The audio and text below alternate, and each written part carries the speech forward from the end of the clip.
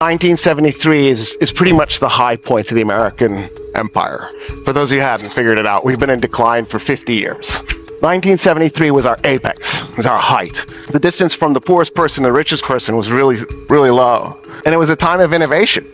We landed on the moon. That wasn't a bad thing to do. Think of how primitive the computers were.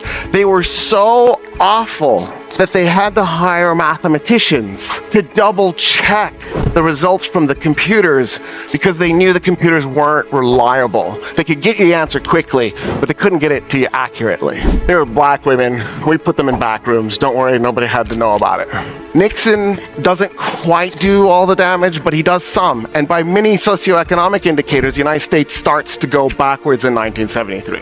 What Nixon tries to do is begin to chip away at the American education system on purpose. He doesn't really do that much damage. Honestly, he doesn't do that much damage to the economy either, but he does damage to the economy.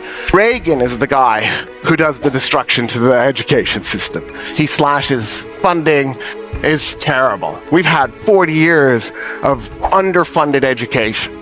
And I have to tell you, I have a steady stream of students who've just basically never held an idea in their brains in their lives. And they can barely read, and they can't do math. It's not a thing.